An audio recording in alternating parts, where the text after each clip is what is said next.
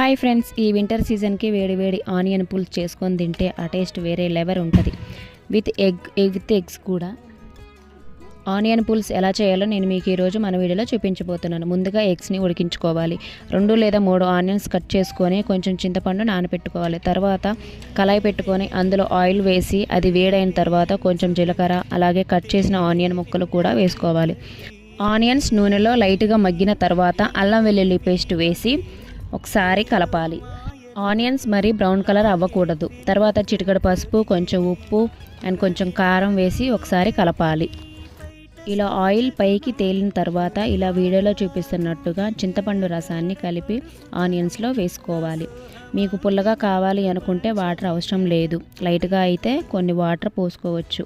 నేను ఇక్కడ ఉప్పు వేసుకున్నాను, మీరు చూసి తర్వాత వేసుకోవచ్చు. అందులోనే బాయిల్ చేసి ఎగ్స్ కూడా వేయాలి. స్టవ్ని హైలో పెట్టుకొని ఆయిల్ పైకి తేలేంత వరకు మరిగించాలి. తర్వాత కొంచెం మసాలా, కొంచెం కొత్తిమీర వేస్తే ఎగ్ ఆనియన్ పులుసు అయితే రెడీ అవుతుంది. ఈ రెసిపీ అంటే మా వారికి చాలా ఇష్టం. చాలా ఈజీ ప్రాసెస్ అండి. ప్రతి ఒక్కరు ఇంట్లో ట్రై చేయవచ్చు. ఈ ప్రాసెస్ మీకు ఎలా అనిపించిందో కామెంట్ అండ్ సబ్స్క్రైబ్ చేయడం మర్చిపోకండి. Thank you for watching.